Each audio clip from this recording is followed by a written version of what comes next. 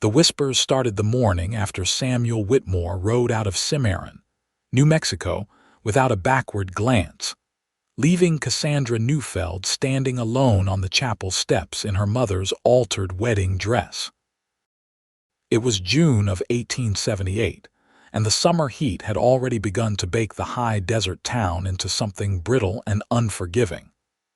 Cassandra was 22 years old, and this was the third time she had been abandoned by a man who had sworn to love her. The first had been Thomas Reid, a banker's son from St. Louis who had come west to open a branch office in town. He had courted Cassandra for 6 months, brought her flowers from the general store, and spoken of building a fine house on the hill overlooking the canyon. Then one morning he simply purchased a ticket on the eastbound stage and disappeared, leaving only a brief note that said he had been called back home for urgent family business. That was 2 years ago. He never returned, and his letters stopped after the first month. The second had been Jacob Morrison, a cattle rancher who owned land south of town. He had been steadier than Thomas, more grounded in the reality of territorial life. Cassandra had thought he was different. They had planned a spring wedding, and her mother had already begun sewing the dress. But 3 weeks before the ceremony, Jacob had ridden out to check on his herd and simply kept riding. A letter arrived a month later from Colorado, apologizing but offering no real explanation beyond a vague mention of not being ready for the commitment he had promised. And now Samuel, who had seemed so certain, so devoted. He had been a merchant, newly arrived from Kansas City with plans to expand his dry goods business throughout the territory. He had pursued Cassandra with a determination that had finally convinced her to risk her heart again. The wedding had been planned, the guests invited, the minister prepared. Cassandra had stood in the chapel that morning, watching through the window as Samuel had mounted his horse, his face pale and troubled, and ridden away as if demons were chasing him. The townspeople of Cimarron had always been kind to Cassandra before. She had grown up among them, the daughter of Margaret and the late Henry Newfeld, who had run the town's modest newspaper until his death from pneumonia 5 years earlier. But after Samuel's departure, something shifted in the way people looked at her. The whispers began in earnest. 3 men, old Mrs. Patterson said loudly enough to be heard across the aisle at church. 3 good men, all fled like the devil himself was after them. It is not natural.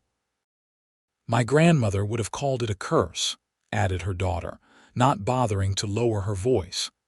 Some women carry bad luck like a disease. Cassandra held her head high through it all, but the words cut deep. Her mother tried to shield her, tried to speak sense to the gossips, but the damage was done. Within 2 weeks of Samuel's departure, the label had stuck. Cursed Cassandra, some of the crueler young people called her. The woman no man could marry.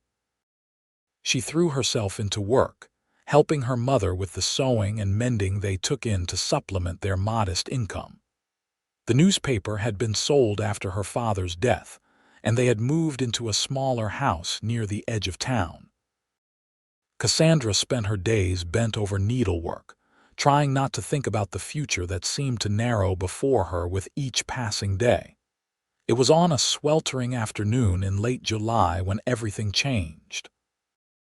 Cassandra had gone to the general store to purchase thread and found herself the subject of pointed stares and sudden silences. She gathered her items quickly, paid, and was hurrying toward the door when she nearly collided with a man coming in from the street. "Pardon me, miss," he said, stepping back and removing his hat in a smooth, practiced motion. "I was not watching where I was going." Cassandra looked up into a face that was weathered by sun and wind, with lines around the eyes that spoke of years spent squinting into bright horizons. He was tall, with broad shoulders and the lean build of a man who spent his days in the saddle. His eyes were a startling shade of blue-gray, and they regarded her with genuine concern. "No harm done," she said quietly, moving to step around him, but he did not move aside immediately. "You dropped this," he said, bending to retrieve a spool of thread that had rolled from her basket. "Thank you." She took it from him, acutely aware of the watching eyes around them. "You are welcome." He settled his hat back on his head, dark hair curling slightly beneath the brim. "I am new to town. Brendan Quinn.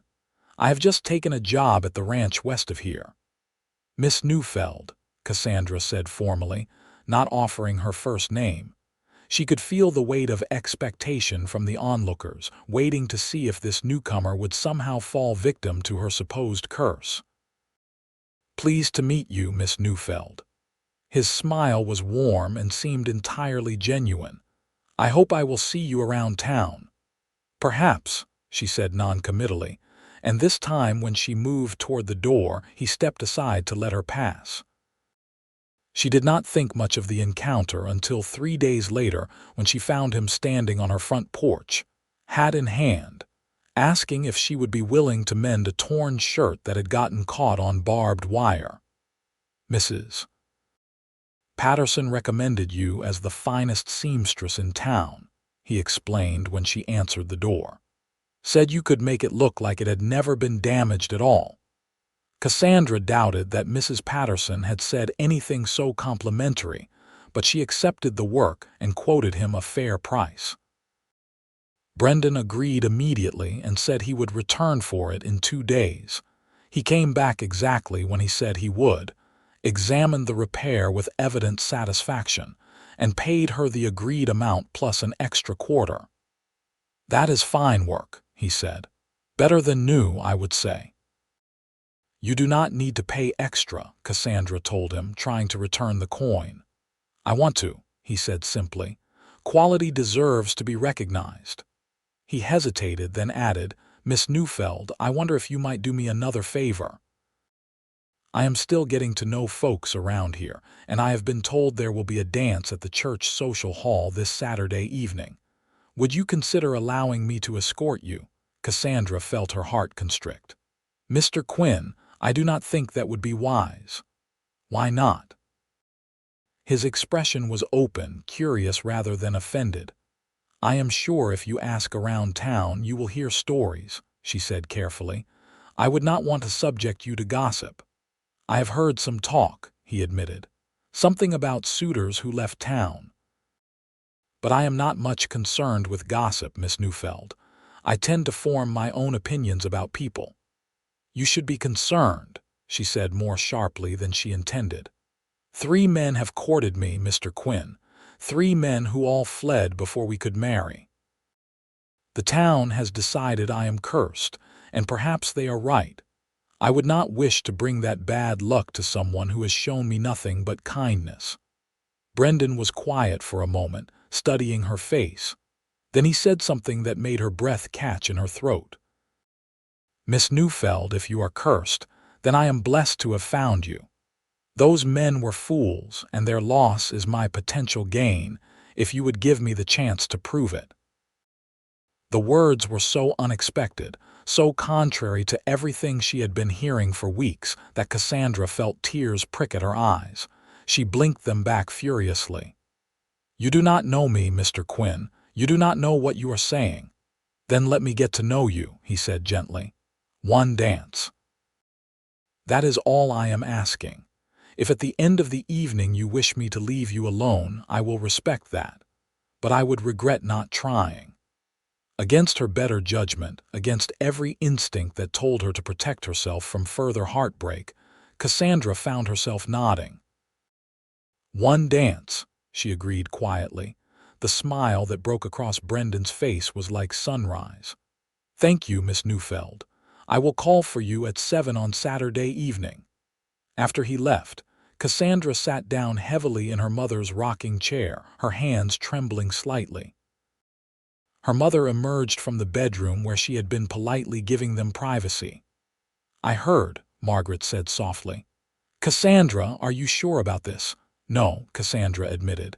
"But Mother, did you hear what he said about being blessed?" "I did." Margaret came to sit beside her daughter. He seems like a good man. But darling, you must protect your heart. I cannot bear to see you hurt again." "I know." Cassandra took her mother's hand. "But what if he is right? What if those other men left for their own reasons and it had nothing to do with me? What if I let fear keep me from something real?" "Then you go to the dance," Margaret said firmly, "and you hold your head high. You have done nothing wrong, and it is past time this town remembered that." Saturday arrived with typical territorial heat, though the evening promised to be cooler. Cassandra wore her best dress, a deep blue cotton that her mother had helped her make the previous spring. It had a modest neckline and fitted bodice, with a full skirt that swayed when she walked. She pinned her dark brown hair up carefully, leaving a few curls to soften her face. Brendan arrived precisely at 7, wearing clean trousers and a pressed shirt that looked new. He had shaved and combed his hair, and he looked at her with undisguised admiration when she opened the door. "You look beautiful, Miss Newfeld," he said simply. "Thank you, Mr. Quinn." "You look very presentable yourself." "Just Brendan, please. Mr. Quinn makes me feel like I should be in a courtroom." "Then you must call me Cassandra."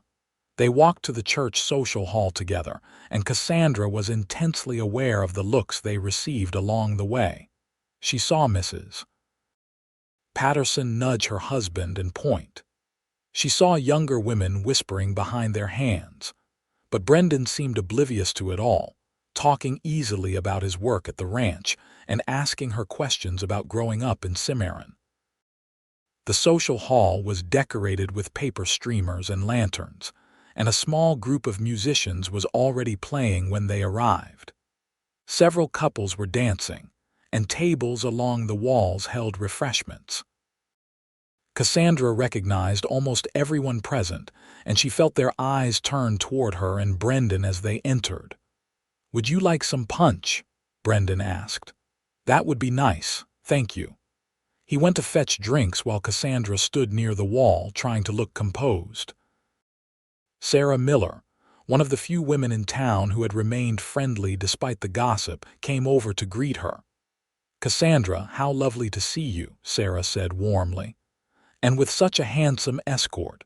Where did you find him?" "He found me, actually," Cassandra said with a small smile. "He is working at the Diamond Creek Ranch." "I have heard of him," Sarah said. "They say he is an excellent horseman. My brother works there and speaks highly of him." She lowered her voice. "Do not pay attention to the old biddies tonight. You deserve happiness, Cassandra. We all know those men who left were weak in character." "Thank you, Sarah. That means more than you know." Brendan returned with 2 cups of punch, and after a few minutes of conversation with Sarah and her husband, he asked Cassandra if she would care to dance. She accepted, and he led her onto the floor as the musicians struck up a lively reel. Brendan was a skilled dancer, confident in his movements and attentive to her as a partner. Cassandra found herself relaxing, enjoying the music and the motion. When the reel ended, a slower waltz began and Brendan did not release her hand. "May I?" he asked. "Yes," she said, and he drew her into the proper position for a waltz, one hand at her waist, the other holding hers gently. They moved together across the floor, and Cassandra was acutely aware of his nearness, the warmth of his hand through the fabric of her dress, the way he looked at her as if she were the only person in the room. It had been so long since anyone had looked at her that way. Since before the gossip started, since before she had begun to believe that perhaps there really was something wrong with her. "You are an excellent dancer," Brendan said quietly as they turned. "As are you. Where did you learn?" "My mother insisted all her children learn," he said with a slight smile. "She said it was a mark of civilization, even on the frontier. I have 3 sisters who made sure I practiced until I could do it properly. 3 sisters. Where is your family?" "They are in Texas now. My father has a ranch down near San Antonio. I am the 2nd son, so the ranch will go to my older brother. I decided to make my own way, which is why I am here in New Mexico territory. You miss them. Every day, he admitted. But a man has to forge his own path sometimes. And I wanted to see more of the country, experience life beyond the borders of the family ranch. That is brave, Cassandra said. Leaving everything familiar behind, or foolish, depending on who you ask, Brendan said with a grin. My mother cried for a week when I told her I was leaving. But she understood, I think. She wanted me to be happy, and I was not happy there. I felt like I was living in my brother's shadow. The music ended, and they applauded politely with the other dancers. Brendan fetched them more punch, and they found seats along the wall where they could continue talking. Cassandra found herself telling him about her father, about the newspaper he had run and his passion for bringing truth to the territory. He sounds like he was a good man, Brendan said. He was. I still miss him terribly. He had a way of seeing the best in people, of believing that everyone deserved a fair chance. That is a rare quality. Brendan hesitated, then said, Cassandra, may I ask you something personal? She tensed slightly. You may ask, I may not answer. Fair enough. He met her eyes directly.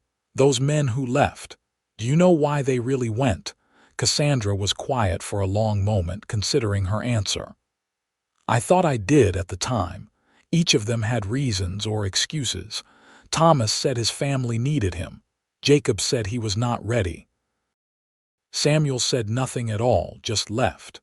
But afterward, when I had time to think, I wondered if perhaps they all sensed something in me, some flaw or failing that they could not name but could not ignore. I do not believe that, Brendan said firmly. From what I have seen, you are intelligent, kind, talented, and beautiful. I think those men were afraid. Afraid of what? Afraid of commitment. Afraid of building a real life with someone. Afraid of being the people they promised to be. He leaned forward slightly.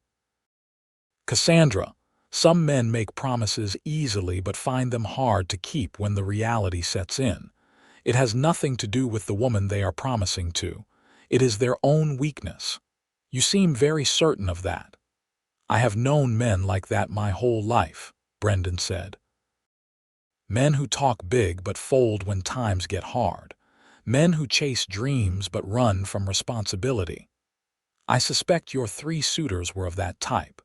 They saw in you a woman who deserved real commitment, real devotion, and they realized they were not capable of providing it. So they ran before they had to face their own inadequacy. Cassandra felt something crack open inside her chest, some tight knot of pain and self-doubt that had been growing for months. I want to believe that, she whispered. Then believe it, Brendan said, because it is the truth. You are not cursed, Cassandra. You were just unlucky in the men who courted you, but your luck might be changing. She looked at him, at the honest, open expression on his face, and felt something she had not felt in a long time. Hope. They danced 3 more times that evening and talked between dances until the social ended at 10 o'clock. Brendan walked her home through the warm night, and they talked about books they had read, places they had been, dreams they held for the future. At her door, Brendan took her hand and bowed over it slightly. Thank you for a wonderful evening, Cassandra. Might I call on you again? I would like that, she said softly, tomorrow afternoon. Perhaps we could take a walk if you are free. I am free. He smiled, released her hand reluctantly, and stepped back. Until tomorrow, then. Good night, Cassandra. Good night, Brendan. She watched him walk away into the darkness before going inside, where her mother was waiting with eager questions about the evening. Cassandra told her everything, and Margaret listened with a smile growing on her face. He sounds like a fine young man, she said when Cassandra had finished. But darling, please be careful. I cannot bear to see you hurt again.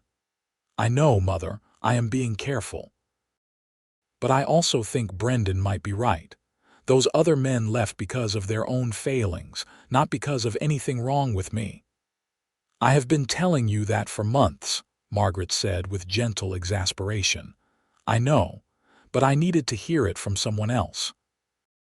Someone who had no reason to be kind to me, except that he wanted to be. Brendan called on her the next afternoon as promised, and they walked along the creek that ran north of town, talking easily about everything and nothing.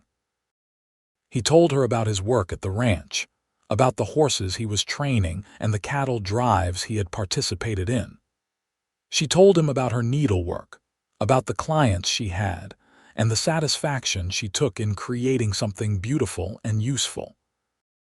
Over the following weeks, Brendan became a constant presence in Cassandra's life. He called on her 3 or 4 times a week, always respectful, always considerate. He brought her small gifts, nothing expensive but always thoughtful. A book of poetry he thought she might enjoy. A hair ribbon in a shade of green that matched her eyes.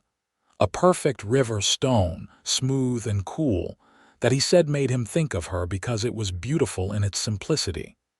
The town continued to gossip, but the nature of the gossip began to shift. Instead of whispers about curses, people began to speculate about how long Brendan would last. Some gave him a week. Others wagered he would be gone within a month. A few cruel souls started a betting pool. Cassandra tried not to let it bother her, but she could not help feeling anxious as the days passed. Every time Brendan said goodbye, a small part of her wondered if he would return. She hated herself for doubting him, but the fear was there, a constant shadow. Brendan seemed to sense her anxiety. One evening in early September, as they sat on her front porch watching the sunset paint the sky in shades of gold and crimson, he took her hand and said, "You are worried I am going to leave." It was not a question, but Cassandra answered anyway. "I am trying not to be, but yes, I suppose I am." "I am not going anywhere, Cassandra." That is what they all said at first. I am not them.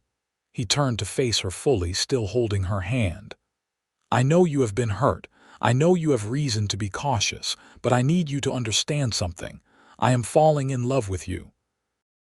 I have been since the day we met in the general store, and I am not the kind of man who runs from love. I run toward it." Cassandra felt her breath catch. "You love me." "I am falling in love with you," he corrected gently. "I wanted you to know so you would understand that my intentions are serious. I am courting you because I want a future with you, Cassandra. Not next year, not someday. I want to build that future starting now." Brendan, she did not know what to say. She wanted to believe him so desperately it frightened her. "You do not have to say anything right now," he said. "I just wanted you to know where I stand. I will be here tomorrow and the day after and the day after that, for as long as you will have me." He left soon after, and Cassandra sat on the porch for a long time afterward, her hand still warm where he had held it. Her mother came out and sat beside her. "You heard?" Cassandra asked. "I was not trying to listen, but yes, I heard." "What should I do, Mother?" Margaret was quiet for a moment, then said, "That young man has shown up every time he said he would for nearly 2 months now. He looks at you like you are the answer to every prayer he has ever prayed. And unless I am very much mistaken, you feel the same way about him." "I do," Cassandra admitted. "I am terrified, but I do." "Then let yourself love him, darling. Life is too short and love is too rare to let fear keep you from either." As autumn settled over the high country around Cimarron, Cassandra did as her mother advised. She let herself fall in love with Brendan Quinn, slowly at first and then with gathering speed, like a stone rolling downhill. He made it easy. He was steady and kind, passionate and patient, funny and serious in equal measure. He listened when she talked and remembered the small details she mentioned in passing. He showed up when he said he would, every single time. In October, he took her to a dance at the ranch where he worked, introducing her to his friends and colleagues with evident pride. In November, He helped her mother repair their roof before the winter snows came, refusing payment and insisting it was simply what neighbors did for one another. In December, he surprised Cassandra with a beautiful leather journal, knowing she had mentioned once that she sometimes liked to write down her thoughts. The town gradually stopped betting on when he would leave and started speculating instead on when he would propose. Even Mrs. Patterson had to admit that Brendan Quinn seemed to be made of sterner stuff than Cassandra's previous suitors. Christmas came and went, with Brendan sharing their modest celebration and presenting both Cassandra and her mother with thoughtful gifts. For Cassandra, he had carved a small wooden box with her initials worked into the lid, perfect for storing her sewing supplies. For Margaret, he brought a warm shawl he had purchased from a Ute woman who came through town. It was on a cold January evening in 1879, with snow falling gently outside and a fire crackling in the hearth, that Brendan arrived at their door looking nervous for the first time since Cassandra had known him. He asked to speak with Margaret first, and the two of them went into the other room while Cassandra waited with her heart pounding. When they emerged, her mother was smiling and wiping tears from her eyes. Brendan came to Cassandra and took both her hands in his. "I have just asked your mother for her blessing to marry you," he said, his voice steady despite the emotion in his eyes. "She has given it. Now I am asking you, Cassandra Newfeld, will you do me the extraordinary honor of becoming my wife?" Cassandra felt tears spring to her own eyes. "Are you certain, Brendan, truly certain? Because if you have any doubts at all, I would rather you tell me now than leave me standing at the altar." "I have never been more certain of anything in my life," he said firmly. "I love you, Cassandra. I want to build a life with you, raise a family with you, grow old with you. I want to wake up next to you for the next 50 years if God grants us that much time. Will you marry me?" "Yes," she whispered, and then louder, "Yes, Brendan, I will marry you." He pulled her into his arms and kissed her, a sweet, promising kiss that held all the hope of their future. When they broke apart, her mother was crying openly and laughing at the same time. "We should set a date," Margaret said practically. "When were you thinking?" "As soon as possible," Brendan said, looking at Cassandra. "Unless you want a long engagement." "No," Cassandra said quickly. "Soon. Spring, perhaps." "April," Brendan suggested. "April 20th. That gives us 3 months to prepare and the weather should be good by then." They agreed on the date, and Brendan stayed for another hour, making plans and talking about their future. They would live at the ranch, where Brendan had been promised a small house of his own as part of his employment.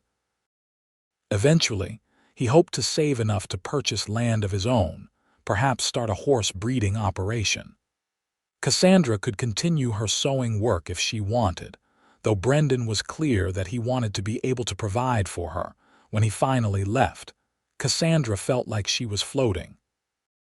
She helped her mother clean up from dinner in a daze, hardly able to believe that she was truly engaged, that in 3 months she would be married. "He is a good man," Margaret said softly. "Your father would have liked him very much." "I wish Papa could be here to see this," Cassandra said, feeling a pang of grief mixed with her joy. "I think he knows," Margaret said. "I think he is watching and smiling." The news of the engagement spread through town quickly. Reactions were mixed. Some people, like Sarah Miller and her family, were genuinely happy for Cassandra. Others seemed skeptical, waiting for the other shoe to drop. Mrs. Patterson made several pointed comments about not counting chickens before they hatched.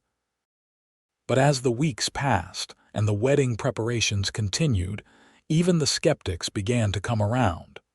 Brendan was a visible, constant presence in Cassandra's life. He helped her choose fabric for her wedding dress. He introduced her to the ranch owner and his wife, who would be hosting a celebration dinner after the ceremony. He spoke openly and enthusiastically about his future with Cassandra to anyone who would listen. February brought heavy snows that blanketed the high country and made travel difficult. Brendan still made his way to town whenever he could, though sometimes his visits were shorter than usual due to the weather. Cassandra used the time to work on her dress, creating something simple but elegant in cream-colored silk that her mother had been saving for years. One evening in late February, Sarah Miller came to visit, bringing her young daughter to play while the women talked. She found Cassandra in the middle of hemming her wedding dress and sat down to help. "I am so happy for you," Sarah said as she worked. "You deserve this, Cassandra. You deserve a man who sees your worth." "Thank you, Sarah. You have been such a good friend through all of this." "I never believed that nonsense about a curse," Sarah said firmly. "Those men were fools, plain and simple. Brendan is the smart one, recognizing a treasure when he sees it." "I still find myself waiting for something to go wrong," Cassandra admitted quietly. "Is that terrible?" "It is understandable," Sarah said.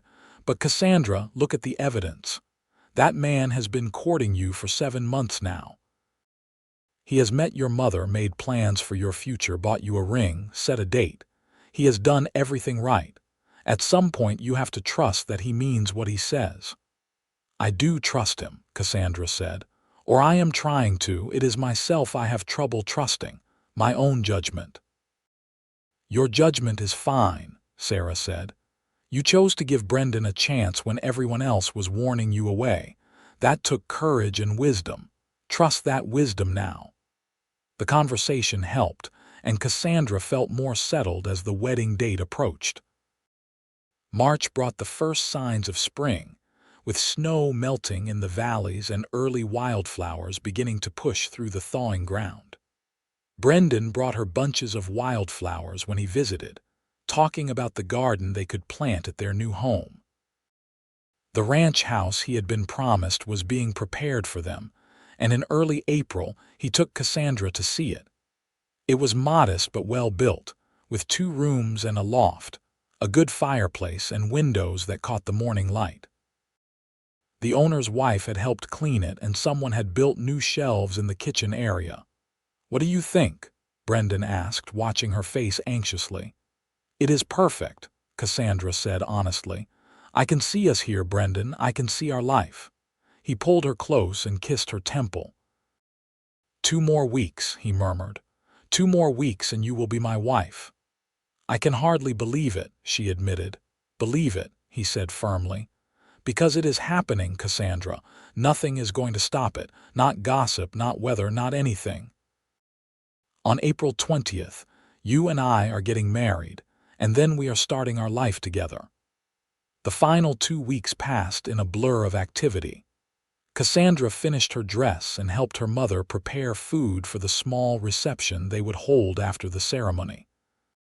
Brendan completed arrangements with the minister and secured time off from the ranch so they could have a brief honeymoon trip to Santa Fe.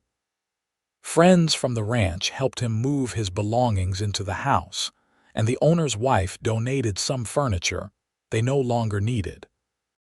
3 days before the wedding, something happened that made Cassandra's blood run cold. Brendan missed their scheduled meeting. He was supposed to come to town in the afternoon to finalize some details with the minister, but he never appeared. Cassandra waited at her house for hours, her anxiety growing with each passing minute. By evening, when he still had not come, Cassandra felt panic rising in her chest. This was how it had started with the others. A missed meeting, an unexplained absence, and then they were gone. Her mother tried to calm her. "There are a dozen reasons he might be delayed," Margaret said. "An injury, bad weather in the mountains, an emergency at the ranch. You must not assume the worst." But Cassandra could not help herself. She barely slept that night, and the next morning she was pale and shaking as she went about her chores. Sarah came by mid-morning and found her in tears. "He did not come yesterday," Cassandra sobbed. He was supposed to be here and he did not come. What if he changed his mind? What if he left like the others?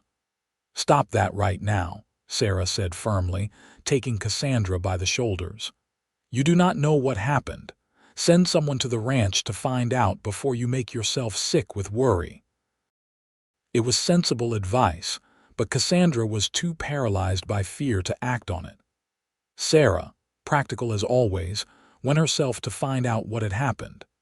She was gone for 3 hours, during which time Cassandra paced the house like a caged animal, unable to eat or focus on anything. When Sarah finally returned, she was smiling. "He is fine," she announced immediately. "There was an accident at the ranch yesterday. One of the horses spooked and crashed through a fence, and in the chaos of getting it under control, Brendan was kicked in the leg. The ranch doctor ordered him to stay off it for a day, and he could not ride to town. He has been worried sick about you, afraid you would think he had abandoned you."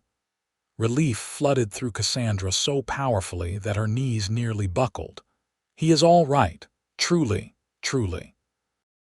The leg is bruised but not broken. He should be able to ride by tomorrow, and he said he will come to town first thing to explain everything himself. He made me promise to tell you that he loves you and nothing, absolutely nothing, would keep him from marrying you on Saturday." Cassandra sank into a chair, trembling with relief. I was so sure." "I know what you thought," Sarah said gently, "but you were wrong. That man is committed to you, Cassandra. A little kick from a horse was not going to change that." True to his word, Brendan appeared the next morning, limping slightly but otherwise looking well. He swept Cassandra into his arms the moment he saw her. "I am so sorry," he said into her hair. "I could not get word to you yesterday, and I knew you would be worried. I wanted to ride in anyway, but the doctor threatened to tie me to the bed if I tried." "Sarah told me what happened," Cassandra said, pulling back to look at him. "Are you sure you are all right?" "I am fine. It takes more than a skittish horse to stop me." He cupped her face in his hands. "Cassandra, I need you to understand something. Short of being dead or unconscious, I will be at that church on Saturday. If I have to crawl there, I will be there. Do you believe me?" "Yes," she whispered. "I believe you. Good." He kissed her softly. "Because in 2 days, you are going to be Cassandra Quinn, and I cannot wait." Saturday, April 20th, 1879, dawned clear and warm, with a brilliant blue sky and the smell of spring in the air. Cassandra woke early and dressed with her mother's help, her hands surprisingly steady as they worked. The cream silk dress fit perfectly, and Margaret had made a simple veil from lace she had been saving. "You look beautiful, darling," Margaret said, tears in her eyes. "Your father would be so proud." "I wish he were here," Cassandra said softly. "So do I. But he would want you to be happy, and I think Brendan will make you very happy indeed." They walked to the church together, arriving just before 11 o'clock. The church was modestly decorated with wildflowers, and perhaps 24 people had gathered. Sarah and her family were there, along with several people from the ranch, and a few townspeople who had remained friendly throughout everything. And there, standing at the front of the church beside the minister, was Brendan. He wore a new suit, dark and well-fitted, and his face lit up when he saw Cassandra enter. There was no hesitation in his expression, no doubt or fear, only joy and love and absolute certainty. Cassandra walked down the aisle on her mother's arm, her eyes locked on Brendan's. When she reached him, he took her hand and squeezed it gently. "You are here," she whispered. "I am here," he confirmed, "and I am not going anywhere." The ceremony was simple and traditional. They exchanged vows that Cassandra had been afraid she would never get to say, promising to love and honor each other for as long as they both lived. When the minister pronounced them husband and wife, Brendan kissed her with such tender reverence that Cassandra felt tears slip down her cheeks. "I love you, Mrs. Quinn," he murmured against her lips. "I love you too," she whispered back. The small reception at her mother's house was joyful and warm. People ate and drank and offered their congratulations with genuine happiness. Even Mrs.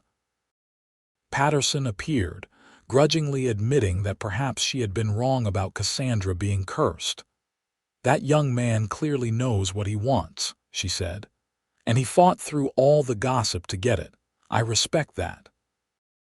As the afternoon wore on, Brendan and Cassandra slipped away, riding together to the ranch house that was now their home. Brendan carried her over the threshold, both of them laughing, and set her down gently in the middle of the main room. "Welcome home, Cassandra," he said. She looked around at the simple, clean space that was now theirs, and felt a sense of peace settle over her that she had not experienced in years. This was real. This was happening. She was married to a man who loved her, who had proven his devotion through months of patience and consistency. That night, they lay together in the bed that Brendan had built himself, and Cassandra marveled at the turn her life had taken. A year ago, she had been the subject of vicious gossip, labeled as cursed and unmarriageable. Now she was lying in the arms of her husband, feeling more blessed than she had ever imagined possible. "What are you thinking?" Brendan asked softly, running his fingers through her hair. "I am thinking about what you said that first time you asked me to dance," she said. "About being blessed to have found me. I did not believe you then. I thought you were just being kind. And now I think maybe I am the blessed one," she said. "You saw me when everyone else saw a curse. You valued me when everyone else saw me as damaged. You loved me when I could barely love myself. You made it easy," he said simply. "Cassandra, you are the strongest, most resilient person I have ever met. You endured gossip and heartbreak and still had the courage to give love another chance. That takes a rare kind of strength." "I almost did not," she admitted. "I almost sent you away that day you asked me to dance." "I am glad you did not," he kissed her forehead. "Because this right here is exactly where I am meant to be, with you, building a life, making a home, building a family," she asked tentatively. "If you want that," he said. "I would love nothing more than to have children with you, Cassandra, but there is no rush. We have all the time in the world." They did indeed take their time, spending the next year simply learning to be married, to share a life and a home. Brendan continued his work at the ranch, and Cassandra kept taking in sewing, though she no longer needed the money as desperately as she once had. She worked because she enjoyed it, because she took pride in her skill. The gossip about her being cursed faded away entirely, replaced by new topics and scandals. Cassandra found that she no longer cared what the townspeople thought. She had Brendan, she had their home, and she had the quiet happiness of a life built on solid foundation. In the spring of 1880, Cassandra discovered she was pregnant. She told Brendan one evening after dinner, watching nervously for his reaction. His face lit up with such pure joy that all her nervousness vanished. "Are you sure?" he asked, coming to kneel beside her chair. "As sure as I can be. I have not had my courses in 2 months, and I have been feeling queasy in the mornings. We are going to have a baby," he said wonderingly. He placed his hand on her still flat stomach. "Our child. Are you happy, Cassandra?" "I am beyond happy. This is everything I wanted. A life with you, a family with you." The pregnancy progressed smoothly, and Cassandra bloomed with it, her earlier fears about love and marriage finally fully banished. Brendan was attentive and devoted, taking on extra chores around the house and fussing over her health in a way that was both touching and occasionally amusing. Their son was born on a cold December morning, arriving early but healthy and loud. They named him Henry after Cassandra's father, and Brendan cried when he held him for the first time. "He is perfect," Brendan whispered, looking at the tiny red face and shock of dark hair. You are perfect. Our family is perfect. Cassandra, exhausted but elated, watched her husband with their son and felt a wave of emotion so powerful it took her breath away. This was what those other men had run from. This moment, this commitment, this profound responsibility and joy of building a family. They had not been able to face it, but Brendan had run toward it with open arms. Margaret came to stay with them for a few weeks after the birth, helping with the baby and the household tasks. She was a doting grandmother, and Cassandra loved watching her mother with Henry, seeing the joy that the baby brought her. "Your father would have loved him," Margaret said one evening as she rocked the baby to sleep. "He would have spoiled him terribly." "I know," Cassandra said softly. "I wish he could have met him." "I tell him about Henry every night in my prayers," Margaret said. "I think somehow he knows." As Henry grew from infant to baby to toddler, Cassandra and Brendan's life together deepened and strengthened. They had their disagreements, of course, their moments of tension and frustration, but they always worked through them. Brendan had a temper that could flare hot but burned out quickly, and Cassandra tended toward stubbornness that sometimes made compromise difficult. But they loved each other, and that love was the foundation that held them steady. In 1882, Brendan got the opportunity he had been working toward for years. The ranch owner was selling off some of his less productive land, and he offered Brendan first chance to purchase a section that bordered the creek. It was good grazing land with water access, perfect for the horse breeding operation Brendan had been dreaming of.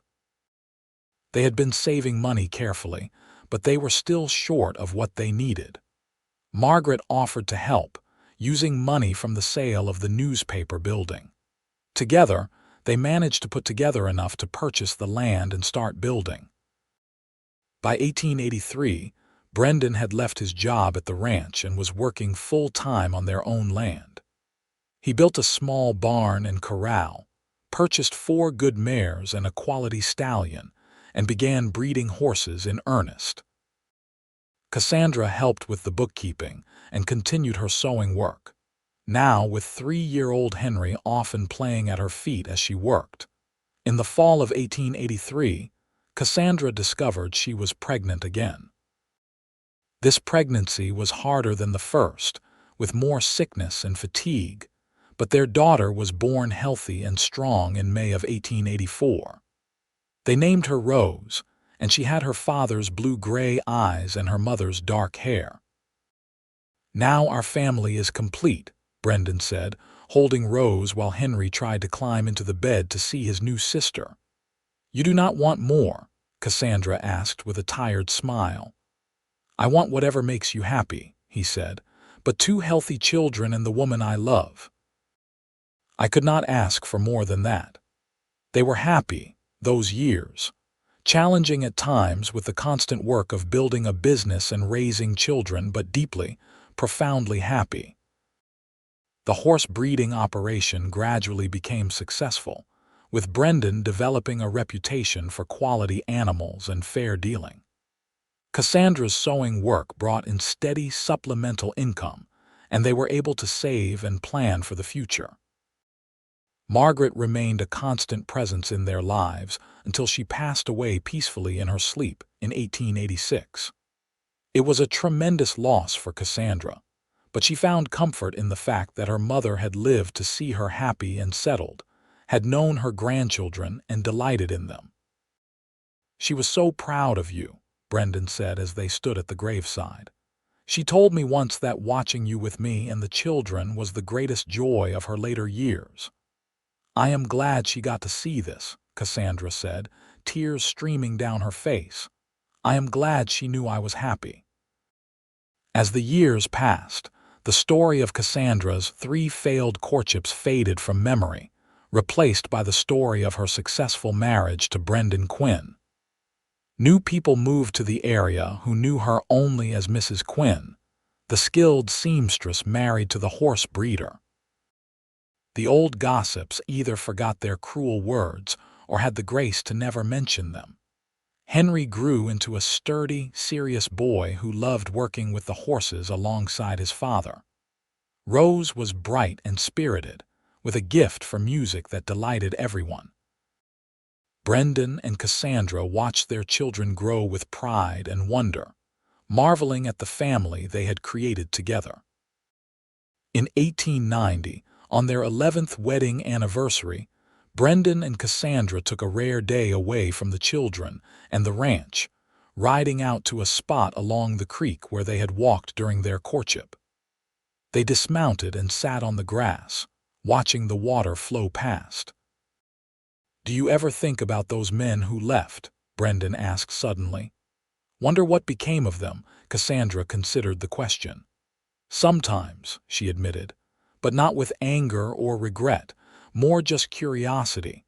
I heard Thomas went back east and married a society woman.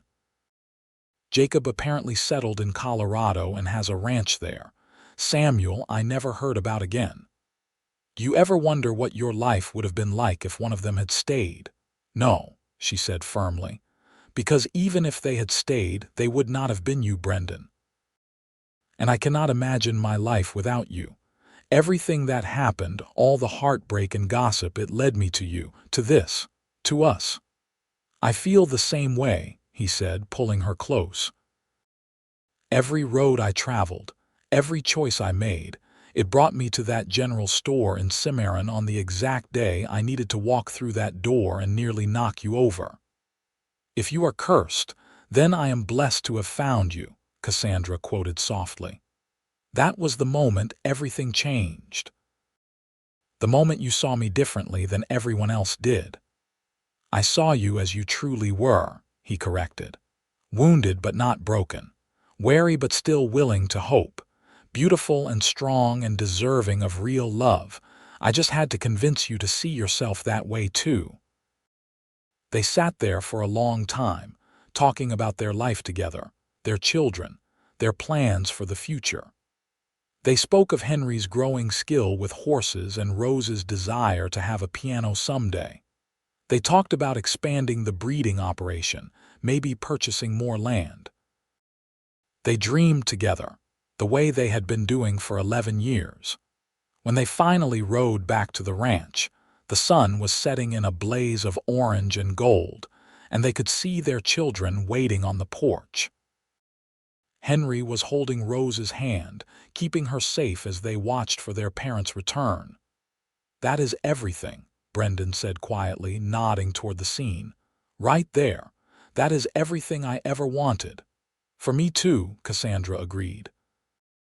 The years continued to pass, bringing the joys and sorrows that fill any life. Brendan's horse breeding operation grew and prospered. Henry eventually took over much of the daily work, showing a natural gift for training that exceeded even his father's considerable skill. Rose did get her piano, purchased when she was 12 with money saved from selling horses, and her music filled their home with beauty. In 1895, when Cassandra was 39 years old, she and Brendan took a trip to Texas to visit his family. It was the first time Cassandra had met his parents and siblings, and she was nervous about the meeting. But Brendan's mother welcomed her with open arms, and his sisters embraced her as one of their own. "I knew he had married well," Brendan's mother said, taking Cassandra's hands in hers. "His letters were so full of love for you. But meeting you, seeing you together, it is even better than I imagined. You make him happy, and that makes me happy." They spent 2 weeks in Texas, and Cassandra came to understand more about the man she had married. She saw the ranch where he had grown up, met the brother he had felt overshadowed by, and witnessed the family dynamics that had pushed him to leave and forge his own path. It gave her new appreciation for the courage it had taken for him to come north, to start over in a new place with nothing but determination and skill. On the journey home, Brendan talked about how good it had been to see his family, but how much better it felt to be heading back to their own home, their own life. "Texas will always be where I am from," he said. But New Mexico is where I belong, with you.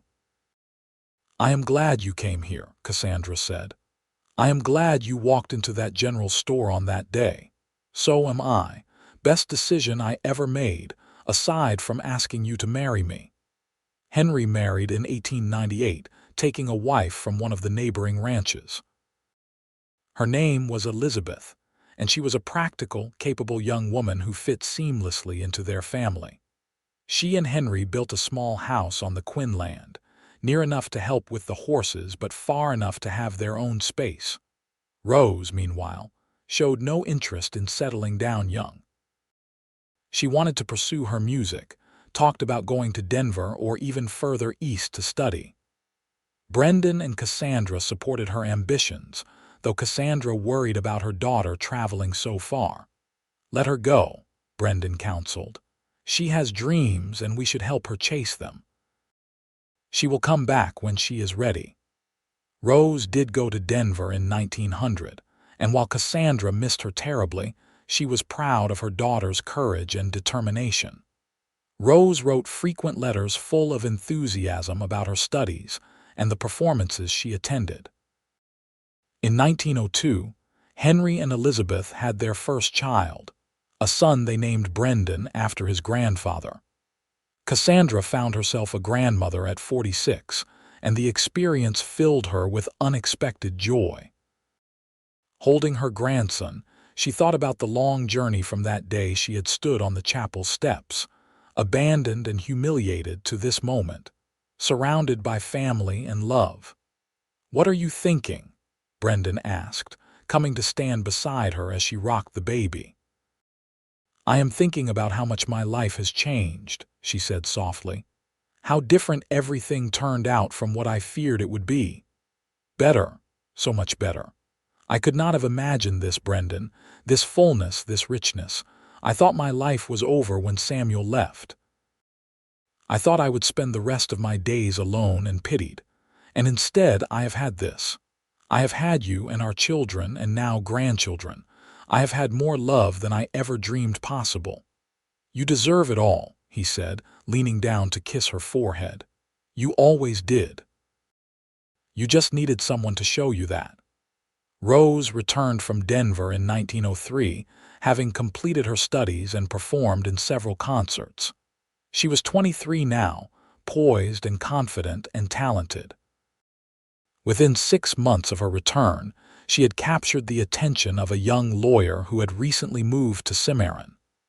They married in 1904, and Cassandra found herself planning a daughter's wedding with none of the fear and anxiety that had marked her own experience. "Are you sure about him?" she asked Rose the night before the ceremony. "Truly sure, completely sure, Mama," Rose said, smiling. "I know you worry because of what happened to you, but Richard is a good man. He loves me and I love him. We are going to be happy." "I know you are," Cassandra said, hugging her daughter tightly. "I just had to ask." The wedding was beautiful, held in the same church where Cassandra and Brendan had married 25 years earlier. Watching Rose walk down the aisle, Cassandra reached for Brendan's hand and squeezed it tightly. "She is so beautiful," Brendan whispered. "When did our little girl grow up?"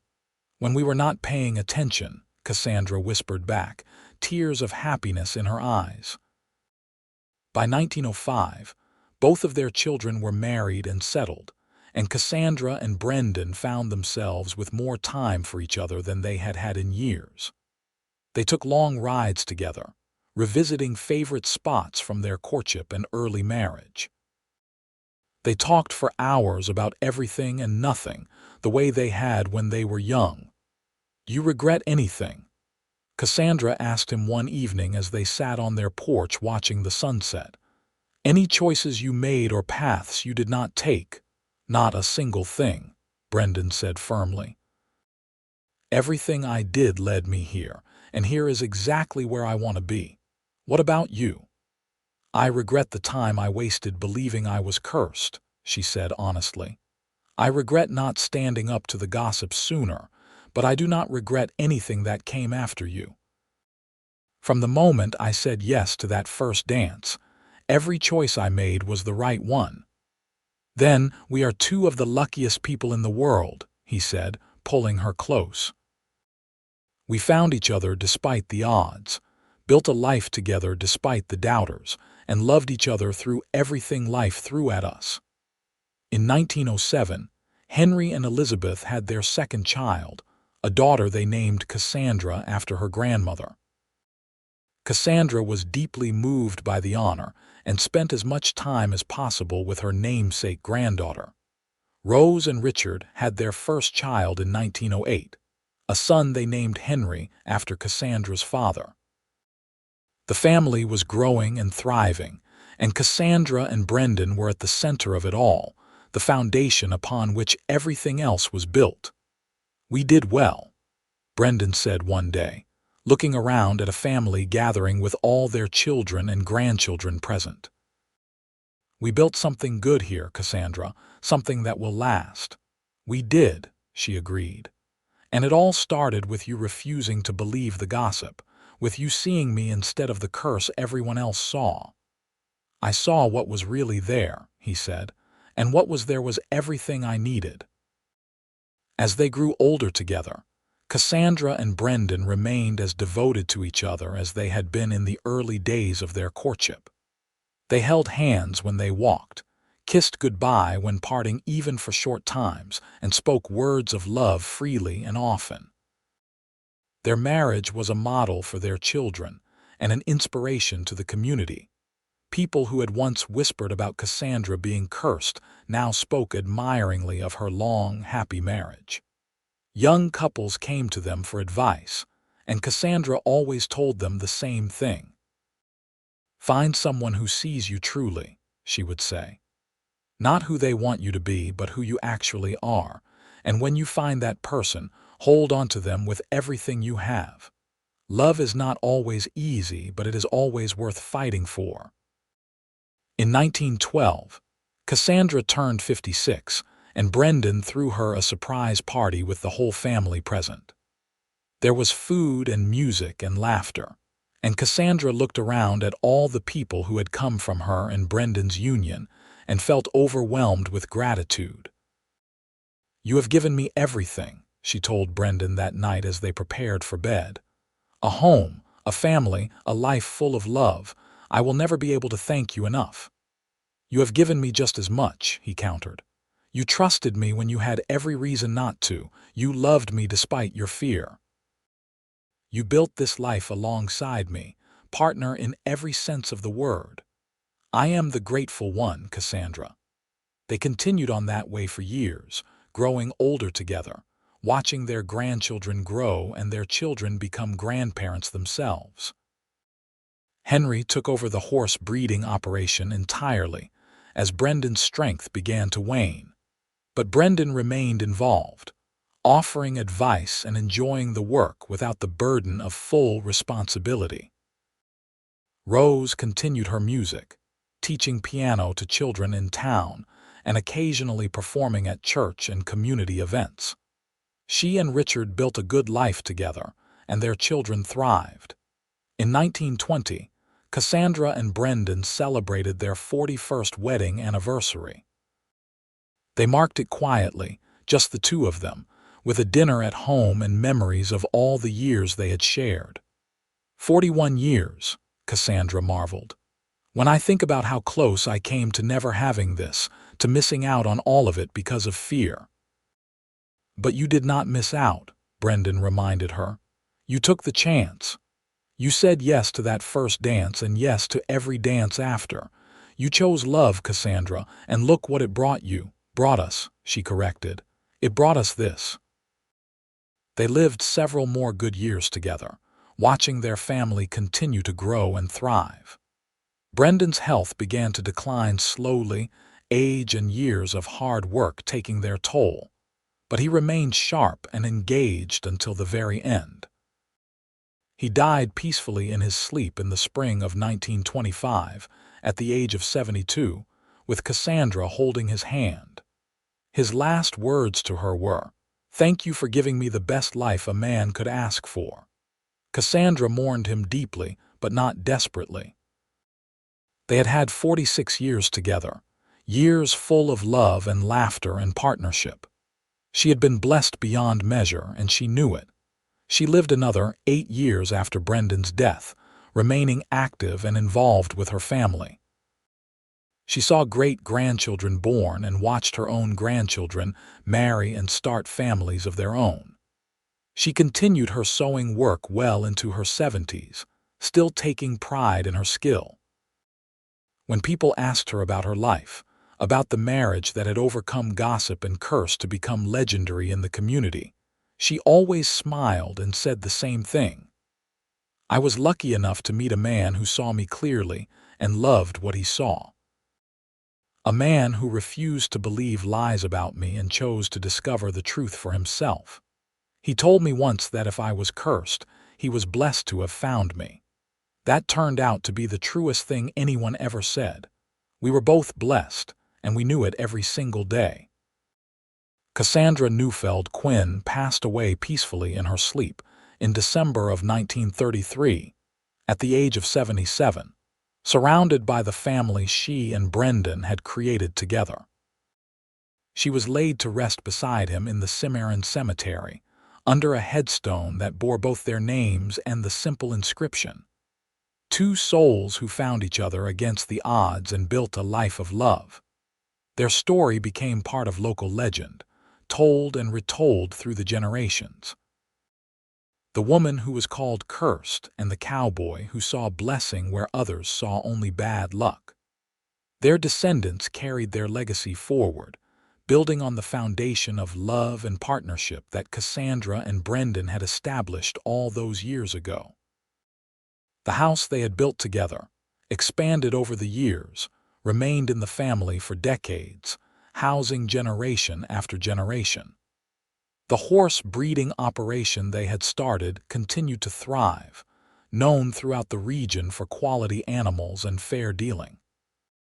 But more than the physical legacy, it was the example of their love that endured. Young couples struggling with doubt or facing disapproval from others would hear the story of Cassandra and Brendan and take courage from it. If love could overcome such obstacles, such deep-seated fear and community prejudice, then surely their own challenges could be met. The truth was that Cassandra had never been cursed. She had simply been unfortunate in her early choices, picking men who were not ready for the commitment they claimed to want. But when the right man came along, a man with the strength and certainty to match her own hidden reserves, everything fell into place. Their love had not been easy at first, not with the weight of gossip and fear pressing down on it, but it had been real. And real love, when nurtured and protected and fought for, could withstand anything. Brendan had known that from the moment he met Cassandra in the general store. He had seen past the gossip to the woman underneath, wounded but not broken, wary but still hoping. And he had known with absolute certainty that she was worth fighting for, worth being patient with, worth building a life around. In the end, that certainty had made all the difference. It had given Cassandra the courage to trust again, to love again, to believe that she deserved happiness. And together, they had created something beautiful and lasting, a love story that survived them both to inspire future generations.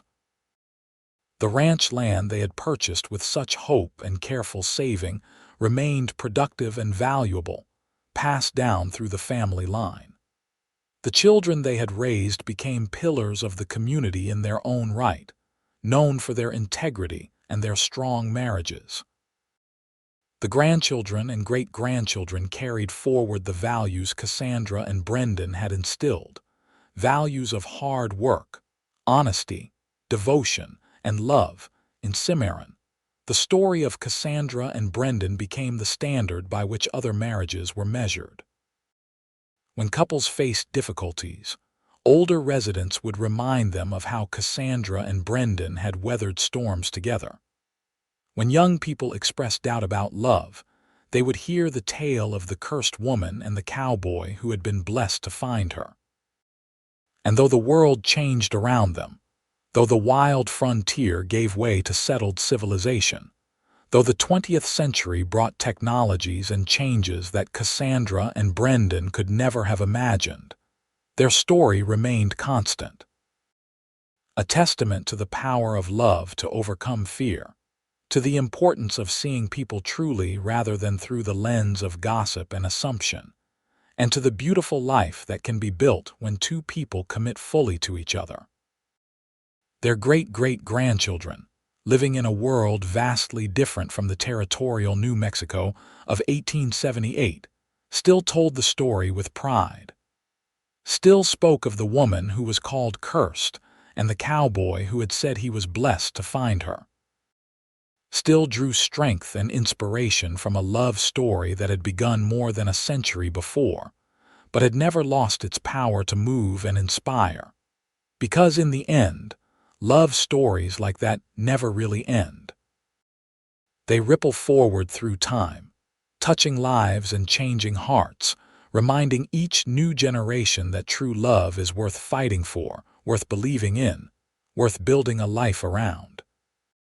Cassandra and Brendan had known that truth and had lived it fully, and their legacy was the proof that love, real and deep and abiding, could indeed conquer all.